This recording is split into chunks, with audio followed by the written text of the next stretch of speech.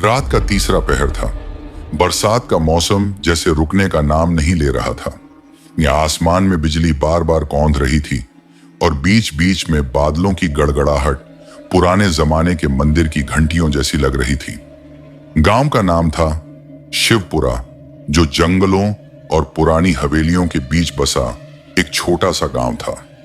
यहाँ के लोग अंधविश्वासी नहीं बल्कि अनुभव से डरे हुए थे। हर किसी ने कुछ ना कुछ ऐसा देखा था जिसे वे खुलकर नहीं बता पाते थे। गांव के किनारे एक टूटी फूटी हवेली थी, राजगृह हवेली।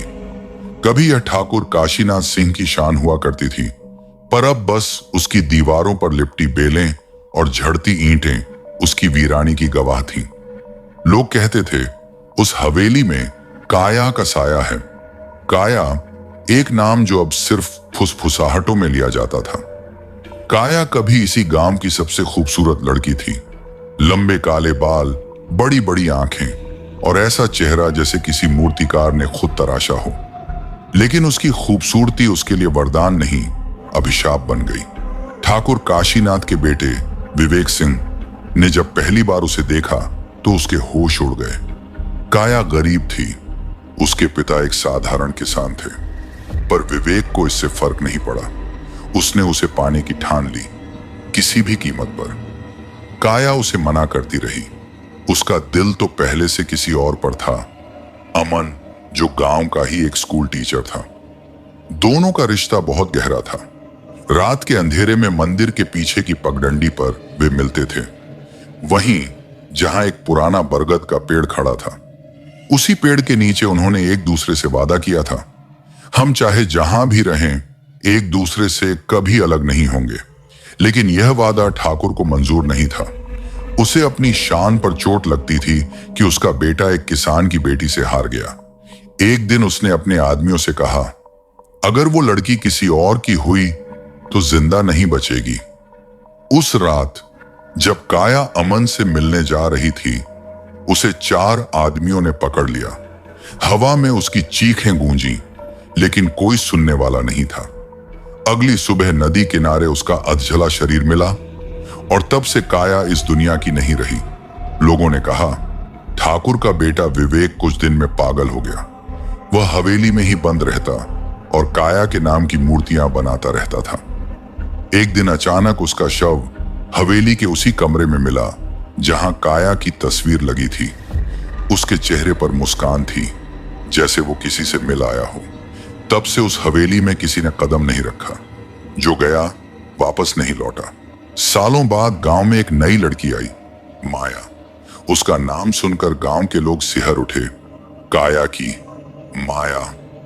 वो शहर से आई थी, मनोविज्ञान की छात्रा। उसने सुना था कि इस गांव में साइकोलॉजिकल स्पिरिचुअल केस हुए हैं। उसे अंधविश्वासों के पीछे की सच्चाई ढूंढनी थी। वो हवेली में रहना चाहती थी। पंडित ने चेताया, बेटी, उस हवेली की दीवारें अब सांस लेती हैं। वहां सिर्फ हवा नहीं, आवाजें भी चलती हैं। माया मुस्कुराई। डर सच्चाई का पहला कदम है पंडित जी। और अगले दिन वो हवेली में रहने चली गई। शुरुआत में सब सामान्य लगा। दिन में हवेली सुनसान थी, बस कबूतरों की फड़फड़ाहट और दीवारों पर छिपकलियों की सरसराहट। पर रात को अजीब सी ठंड फैल जाती।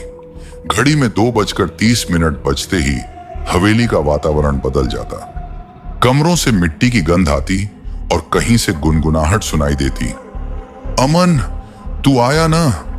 पहली रात माया ने इसे मन का भ्रम समझा, लेकिन दूसरी रात जब उसने वही आवाज सुनी और उस आवाज का पीछा किया तो उसने देखा हवेली के पिछले हिस्से में एक पुराना शीशा रखा था।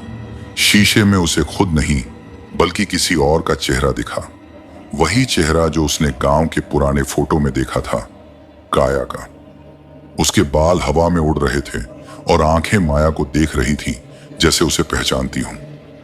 माया ने कांपते हुए पूछा, तुम कौन हो? शीशे से जवाब आया, मैं तू ही तो हूं, काया की माया। माया के पैर जैसे जमीन में धंस गए। वह भागकर अपने कमरे में गई, दरवाजा बंद किया, लेकिन दरवाजे पर किसी ने 3 बार दस्तक दी। थक थक थक। वो आवाज फुसफुसाई, तेरे अंदर मेरी काया है और अब तू अधूरी नहीं रहेगी। अगली सुबह माया को लगा सब सपना था, पर जब उसने आईने में देखा तो उसकी गर्दन पर उंगलियों के निशान थे, जैसे किसी ने उसे रात में पकड़ने की कोशिश की हो। और आईने के पीछे काया शब्द खून से लिखा हुआ था। धीरे धीरे माया बदलने लगी। वो रात में किसी से बातें करती, खुद से मुस्कुराती और कभी कभी उसकी आवाज बदल जाती, भारी और पुरानी। वो अपने नोट्स में लिखने लगी, मैं काया हूं, मैं मरी नहीं थी, मैं बस अधूरी थी। उसका दोस्त विक्रम जो शहर से मिलने आया, उसने कहा, तू ठीक तो है ना माया? माया मुस्कुराई। काया, माया, फर्क क्या है विक्रम? दोनों एक ही हैं। विक्रम डर गया। उसे लगा माया के साथ कुछ गड़बड़ है। उसने हवेली छोड़ने का सुझाव दिया, पर माया ने गुस्से में कहा, यह मेरा घर है और कोई मुझे यहां से निकाल नहीं सकता। रात को जब विक्रम जाने लगा, हवेली के दरवाजे अपने आप बंद हो गए। अंदर हवा का तूफान चला और उस शीशे से काली धुंध बाहर निकली। उस धुंध से एक स्त्री की आकृति बनी, वही काया। उसकी आंखें जल रही थीं और उसके चेहरे पर एक दर्दनाक मुस्कान थी। अब मेरी माया लौट आई है। विक्रम के मुंह से आवाज नहीं निकली। काया ने माया की ओर देखा और दोनों के चेहरे एक पल के लिए एक हो गए।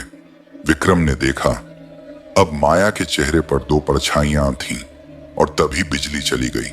अंधेरे में बस एक आवाज गूंजी, अब कोई हमें अलग नहीं करेगा। जब सुबह गांव वाले पहुंचे, हवेली का दरवाजा खुला था, पर अंदर कोई नहीं था। फर्श पर बस दो जोड़ी पैरों के निशान थे, एक इंसान के और दूसरा राख के जैसे जल चुके किसी साए के। सूरज की पहली किरणों ने जब हवेली की टूटी छत को छुआ तो भीतर पसरा सन्नाटा और गहरा गया। पिछली रात की सारी घटनाएं मानो हवेली की दीवारों में समा गई थी। माया गायब थी। बस उसकी नोटबुक फर्श पर पड़ी थी, जिस पर खून से लिखा था, मैं लौट आई हूं अपने अधूरे वचन पूरे करने।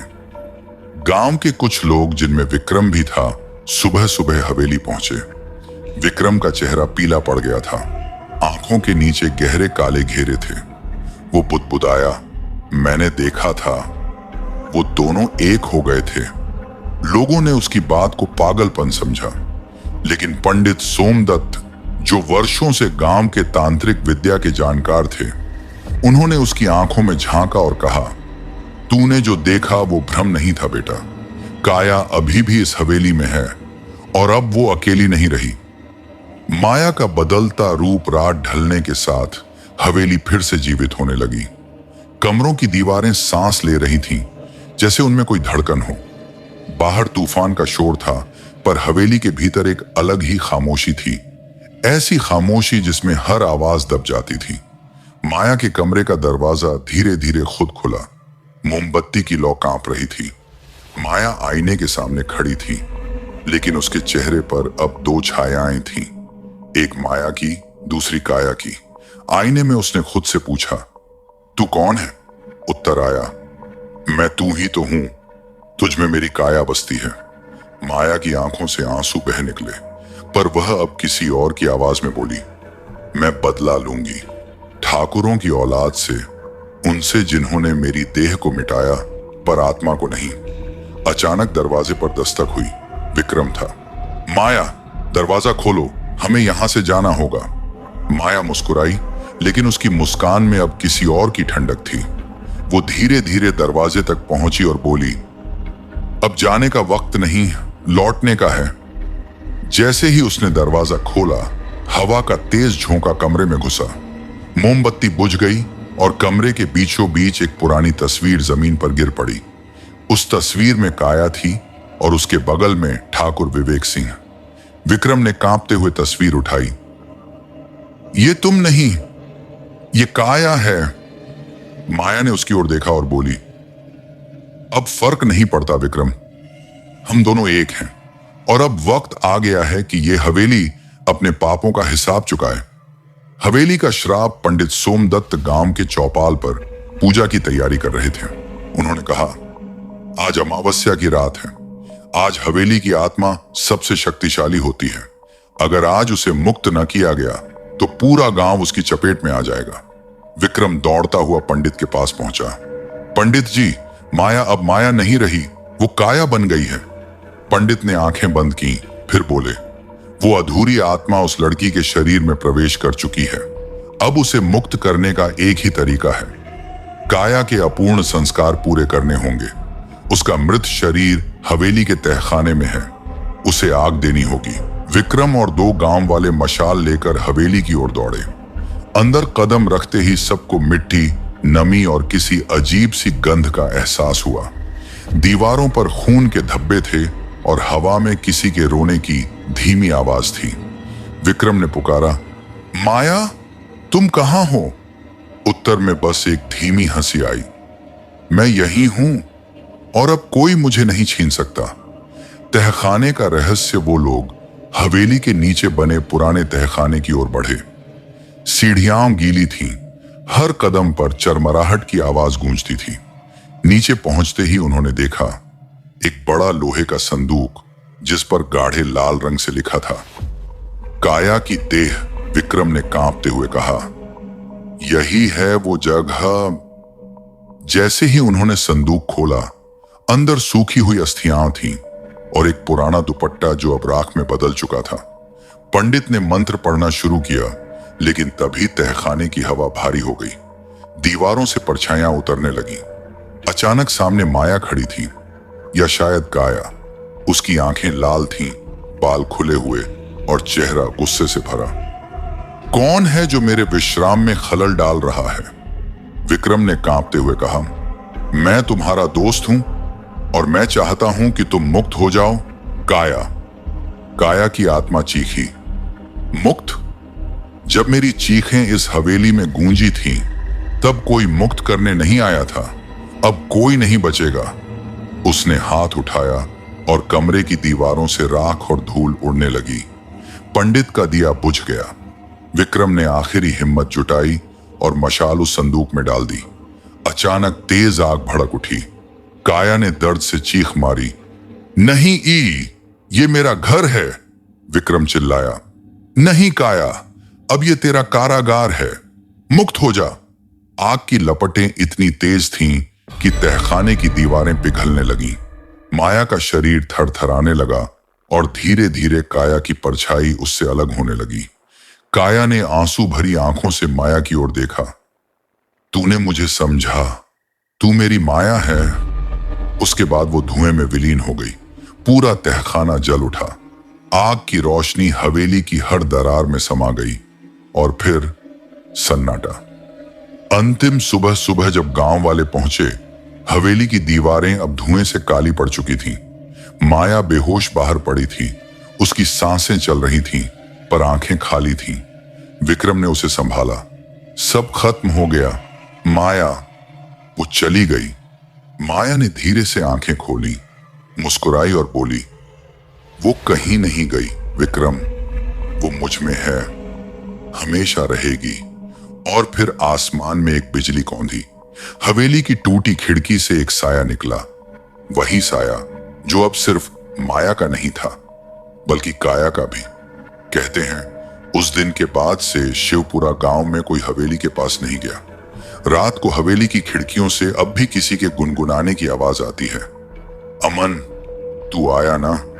और अगर कोई बहुत ध्यान से सुन ले तो वो आवाज दोहराती है, काया माया दोनों अब एक हैं।